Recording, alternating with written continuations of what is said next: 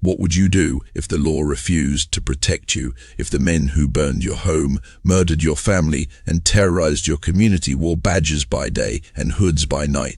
And what if one night, one by one, those men began turning up, dead throats cut, secrets buried with them? In the swamps and sugar fields of post-Civil War Louisiana, whispers once spread of a woman who answered terror with terror. Some said she was a ghost. Others swore she was vengeance itself. But the truth, as always, was far more human and far more unsettling. In 1872, Reconstruction in Louisiana was a fragile experiment balanced on a blade's edge. Federal troops had withdrawn from many rural parishes, and in the vacuum, old power reassembled itself under new disguises. In the bayou communities near New Orleans and stretching west toward the cane fields, white supremacist brotherhoods operated behind respectable titles, civic leagues, protective societies, chivalric orders. By night, they rode masked. By day, they served as judges, sheriffs, publishers, businessmen. The law did not merely look away. In many places, it participated. In St. Martin Parish, one such organization called itself the Knights of the White Camellia, a name borrowed from an actual post-war supremacist group that had spread across the South during Reconstruction. Publicly, they claimed to defend order. Privately, they enforced it with whips, fire, and rope. Freedmen who registered to vote were beaten. Teachers in black schools were threatened. Families who dared purchase land found their crops destroyed, and when complaints reached the courthouse, they dissolved into silence. Josephine Boudreaux, who would later be known under many names, was 23 when her world ended. Her mother, a laundress who had saved for years to purchase a modest strip of land near Bayou Teche, believed fiercely in the promise of Reconstruction. She believed the amendments meant something. She believed registering to vote mattered. That belief marked her. The night riders came in late spring. Neighbors heard horses but did not look out their windows. Flames lit the cane fields. By morning, the cabin was ash. Josephine survived because she had been visiting a friend in town. Her mother did not. The official report described the death as an accidental blaze. No investigation followed. Josephine did not scream. She did not weep in public. She buried her mother in a small churchyard outside the town of Breaux Bridge, where Spanish moss hung low like mourning veils. And then she began to listen. Grief sharpened her. She noticed who avoided her eyes. She noticed which men wore fresh scratches on their hands. She noticed how Sheriff Delacroix, who publicly condemned lawlessness, shared cigars on the courthouse steps with the same planter whose son had once threatened her family. She noticed that the editor of the parish newspaper dismissed the fire in a single paragraph, blaming lantern negligence. The men responsible believed themselves untouchable. They met openly at the home of Judge Etienne Thériault, a respected jurist educated in France, known for quoting scripture and Roman law in equal measure. In the evenings, carriages lined his drive. Lamps glowed late into the night. Josephine found work first in a boarding house, then in a dressmaker's shop. She learned which fabrics stained easily and which did not. She learned how to move through rooms unnoticed. She cultivated invisibility the way others cultivated crops. Within a year, she left St. Martin Parish under the pretense of seeking employment in the city. In New Orleans, reinvention was possible. The port teemed with immigrants, merchants, sailors, fortune seekers. Names shifted as easily as tides. Josephine became Celeste Dufresne, a widow from Mobile. She cut her hair. She softened her accent. She studied people. It was there she began attending gatherings hosted by Reform Society's rooms, where northern philanthropists mingled with southern elites under the banner of reconciliation. She learned which men from her parish traveled east for business. She learned who drank too much, who boasted, who feared scandal more than death. Revenge did not ignite in her like wildfire. It cooled into something steadier, methodical, patient. The first man died in July of 1872. He was found behind his own carriage house, throat opened with surgical precision. There were no signs of robbery, no witnesses, only a single camellia blossom placed on his chest-white petals darkened by blood. The parish reeled. The newspaper condemned the act as barbaric. Sheriff Delacroix promised swift justice. Josephine read the article over breakfast in a boarding house overlooking the Mississippi River. She folded the paper carefully. Outside, steamboats churned against the current. Inside, she allowed herself one long breath. 6 names remained. The second death came before the cicadas had finished their summer chorus. This time it was a merchant, wealthy, soft-handed, known for extending credit to white farmers while refusing it to freedmen unless they signed contracts that bordered on indenture. He was discovered in his office at dawn, slumped across his ledger books, ink spilled like a spreading bruise. His throat had been cut with the same cold efficiency. And again, resting over his heart, a single white camellia. Fear began to ripple through St. Martin Parish. Men who once rode boldly at night now travelled in pairs. Windows were latched. Pistols were cleaned and kept within reach. At the courthouse, Judge Etienne Thériault urged calm, condemning lawless vigilantism with theatrical gravity. Sheriff Delacroix announced patrols. The local papers speculated about drifters, deserters, perhaps northern agitators seeking to destabilize the region. No one suggested the possibility that the hunter walked among them unnoticed. Josephine, still Celeste, to the city had not acted recklessly. Each move was deliberate. She never struck in the parish first. She waited for her targets to travel business in Baton Rouge, a political dinner upriver, a quiet rendezvous arranged discreetly through acquaintances who would never suspect her true purpose. She studied routines. She tested doors. She learned how much laudanum could quiet a struggle without leaving obvious trace. She practiced with her blade until her hand did not tremble. The third man begged. He had once laughed outside her mother's burning cabin, the firelight reflecting in his spectacles. Now he wept in a rented room above a tavern, swearing he had only stood watch, that he had not struck the match. Josephine listened. She asked him to recount the night in detail. When he finished, she leaned close enough that he could see his own reflection in her eyes. "You stood watch," she repeated softly, "so no one could escape."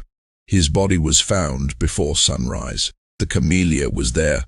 By early autumn, 5 members of the Knights of the White Camellia were dead.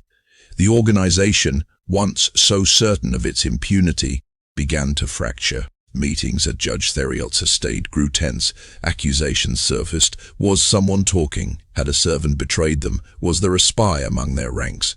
Marcus Thibodeau, editor of the parish newspaper, published increasingly frantic columns. He blamed federal interference. He blamed radical elements. He warned that Southern honor itself was under attack. Yet beneath his outrage lay something rawer, fear that he might be next. Josephine followed the panic like a shifting wind. She had learned something essential in New Orleans: violence alone did not dismantle power. Exposure did. Shame did. Consequence did. So she altered her strategy. The 6th target did not die immediately. Instead, he received a letter delivered by hand, unsigned, written in precise script. It described in unflinching detail the night her mother died. It listed names, dates, witnesses. It referenced meetings thought secret. It ended with a single sentence: "I know what you did." He fled the parish within days. Rumors now spread faster than facts. Some claimed a former Union soldier had returned to settle scores. Others whispered of a Haitian assassin hired by northern financiers. In the freedmen's communities along Bayou Teche, however, a different story took root. They spoke quietly of a woman cloaked in shadow, a daughter of the parish, a spirit of reckoning. Josephine heard those whispers once while standing in line at a market stall. 2 elderly women murmured about La Dame aux Camélias, the Lady of Camellias.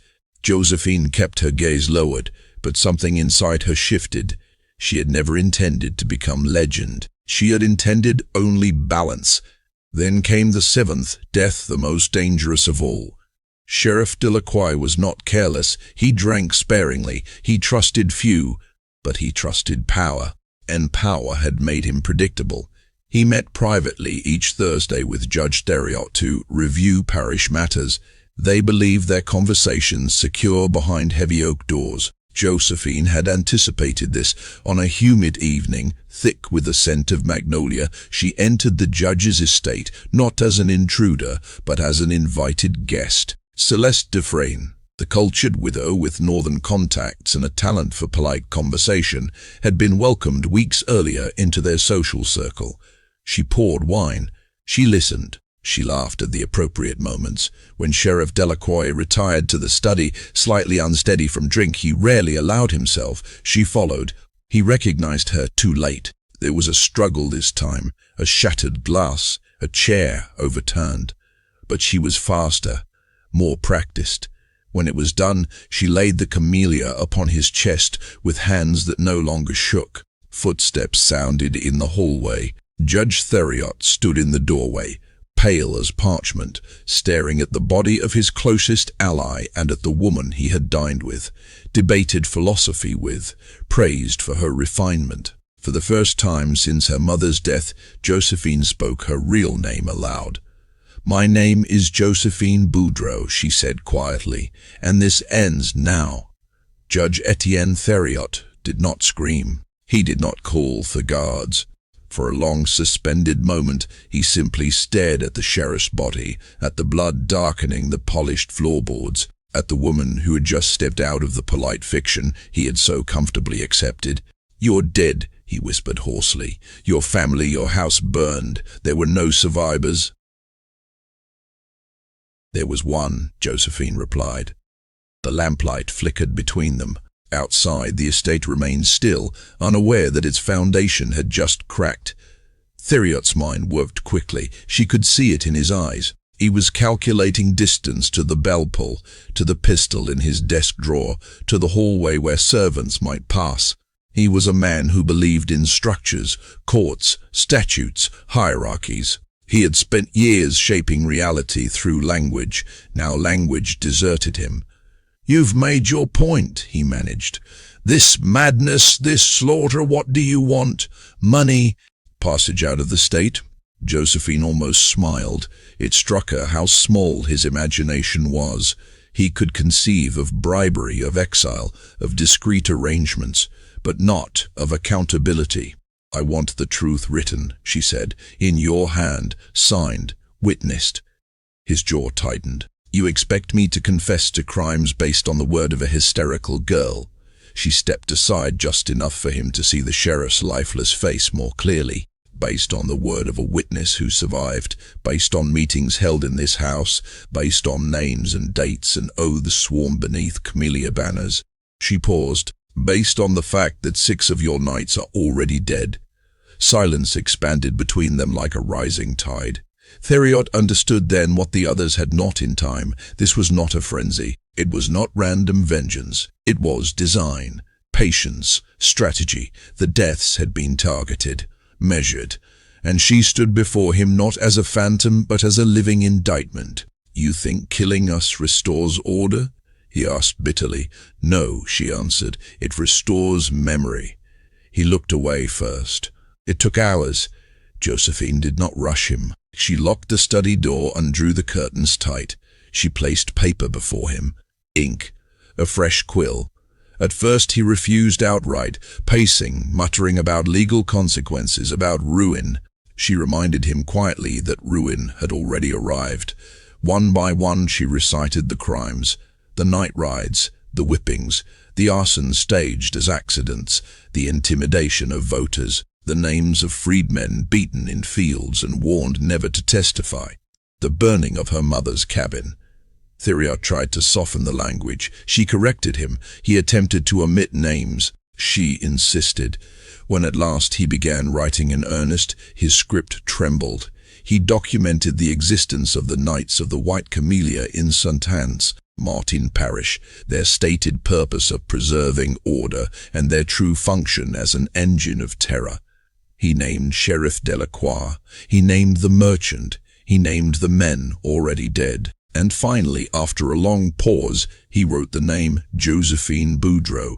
By dawn, the confession spanned several pages. Josephine required more. The remaining 3 nights, Marcus Thibodeau, a hotel proprietor named Harold Jessen, and a planter called Lucien Morel were summoned discreetly under the pretense of emergency. When they arrived and found the sheriff's covered body and the judge seated hollow-eyed at his desk, resistance dissolved into panic. They too signed. No court would ever see the document. Josephine knew that. Louisiana's justice system during Reconstruction was fragile, and men with wealth and connections often slipped through its fingers.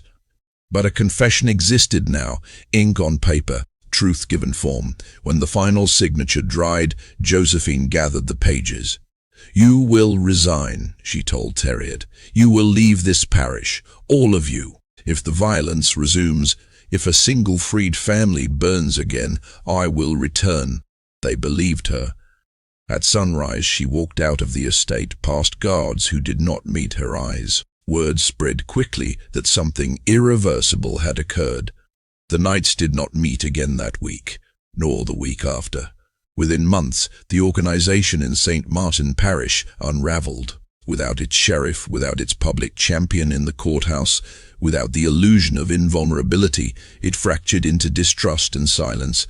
Reconstruction did not become perfect, but the particular reign of terror that had defined those years loosened its grip. Josephine did not stay to witness the long aftermath. She left Louisiana under another name, carrying nothing that tied her to the parish except memory and the knowledge that somewhere, locked in safekeeping among trusted members of the freedmen's community, lay a confession powerful enough to destroy reputations should the violence return. Some claimed she fled to Canada. Others insisted she boarded a ship to France. Legends travel faster than truth.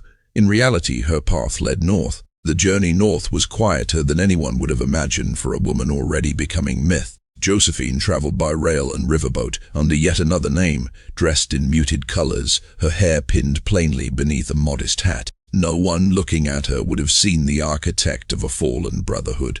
They would have seen a widow, perhaps, or a school teacher seeking employment in a larger city. That was the gift she had cultivated more carefully than any blade, the ability to pass through the world without disturbing its surface. She settled eventually in New York City, where reinvention was not merely possible, but expected. The city pulsed with immigrants, reformers, labor organizers, and formerly enslaved families who had migrated north, searching for opportunity that the South promised but rarely delivered. Here, anonymity was protection. She rented a small room in Brooklyn under the name Josie Bernard and found work with charitable societies that assisted freedmen navigating contracts, housing disputes, and voter registration complications. She possessed an unusual fluency in the mechanics of intimidation. She recognized the subtle clauses designed to entrap, the bureaucratic delays meant to exhaust, the quiet threats hidden beneath polite language. She had seen how power concealed itself.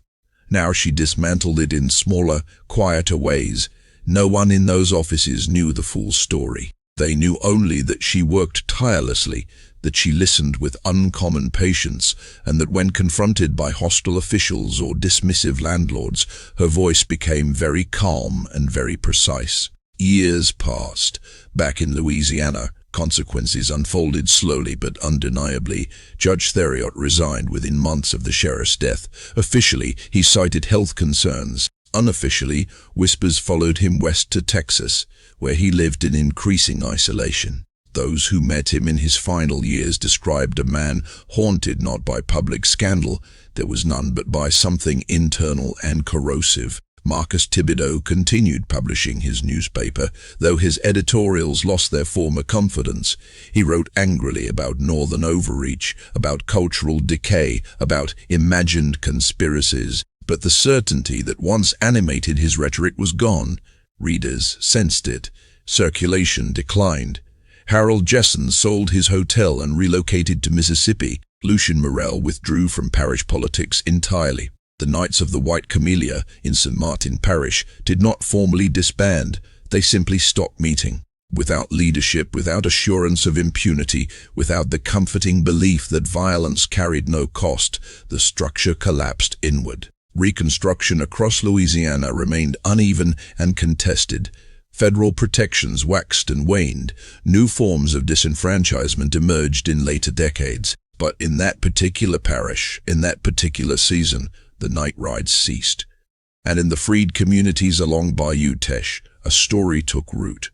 They did not speak Josephine's name openly. Instead, they told children about a woman in white gloves who moved like fog through cane fields, a woman who left flowers where blood had fallen, a daughter who answered fire with steel. Details shifted with each retelling. Some said she had been trained by Union spies. Others claimed she could disappear into the bayou at will. The camellia became a symbol not of purity, but of warning. Historians decades later would search for documentation. They would find reports of 7 unsolved murders in 1872, each attributed to an unknown assailant. They would note the abrupt resignation of a parish judge and the unexplained exodus of several prominent men. They would encounter fragments of oral histories collected in the 1930s referencing a signed confession that was never recovered. Skeptics would argue the tale was folklore, a composite of anxieties and hopes shaped by Reconstruction's chaos. They would point to the absence of court records, the lack of formal indictments, the missing document. But absence of paperwork is not absence of truth. Josephine herself never corrected the record. She never wrote memoirs. She never granted interviews. When colleagues in New York occasionally asked about the faint scar along her wrist, she would smile and attribute it to kitchen work long ago. She attended church. She paid rent on time. She walked daily along the East River, watching ships arrive from distant shores. There were nights, though, when memory returned with unsettling clarity. The crackle of flames, the scent of magnolia heavy in the air, the look in Judge Theriot's eyes as ink met paper. She did not relish those memories, nor did she regret them. In 1903, at the age of 47, Josephine Josie Bernard to her neighbors died quietly of pneumonia. She was buried in an unmarked grave in Brooklyn. No headlines marked her passing, no monuments rose. Yet in Louisiana, in small wooden churches and the long shaded porches, the legend endured. In Louisiana, the legend did more than endure it, adapted. Grandmothers told it in low voices after sunset, when oil lamps flickered and children leaned close enough to feel the weight of every word. They did not dwell on the blood. They dwelled on the choice, on the moment when a woman who had lost everything decided that silence would be a second death. They spoke of a time when the law wore a mask, when courts recited justice while quietly protecting terror, when men who burned homes by night signed church ledgers by day. And they spoke of the warning left behind, that power built on cruelty is never as secure as it believes.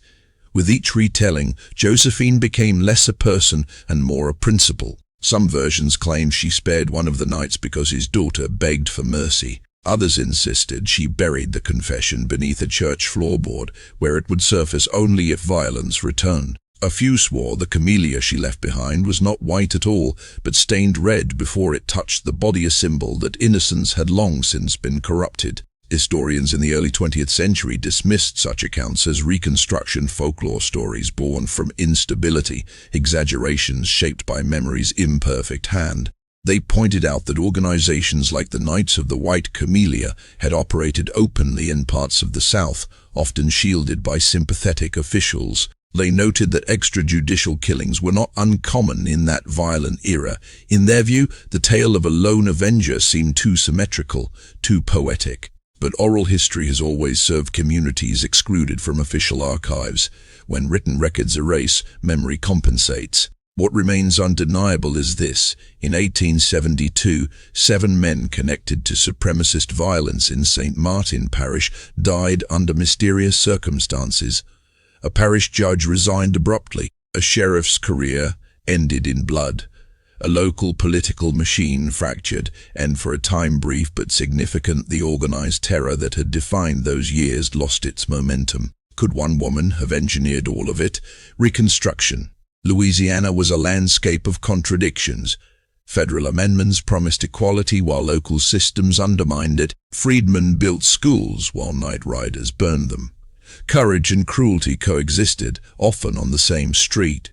In such a world, extraordinary acts, both monstrous and heroic, were not impossible. They were responses to pressure. Revenge, however, is a complicated inheritance. Josephine never claimed righteousness. She never stood before a crowd declaring justice served. The confession she extracted was leverage, not triumph. It forced acknowledgement in a society determined to deny. It disrupted impunity, but it did not resurrect her mother. It did not rebuild what fire had erased. Did her actions end a cycle of violence or merely interrupt it? In later decades, new laws would rise to disenfranchise black voters across the South. Segregation would harden. Other forms of terror would take shape. History does not pivot cleanly on a single blade. Yet moments of resistance matter precisely because they refuse inevitability. Some debts cannot be settled in courtrooms. Some crimes outlive statutes. When institutions collapse into complicity, individuals face impossible choices. Submit, flee, or confront. Josephine chose confrontation. Whether you see her as a criminal, a vigilante, or a necessary answer to lawlessness depends on what you believe justice requires. Is justice obedience to law, even when law shields wrongdoing, or is it accountability, even when achieved outside formal boundaries? That question lingers longer than any legend. If this story unsettled you, if it made you question how history is recorded and who controls the record, let me know your thoughts in the comments. Do you think something like this could truly have happened during Reconstruction in Louisiana? Can revenge ever balance the scales, or does it deepen the wound? If you value stories that explore the darker corners of forgotten history, take a moment to like this video, share it with someone who appreciates complex true crime, and subscribe to the channel. Turn on notifications so you don't miss the next story buried between myth and memory. These voices, documented or not, deserve to be examined. And sometimes, in the space between record and remembrance, we find truths that refuse to stay silent.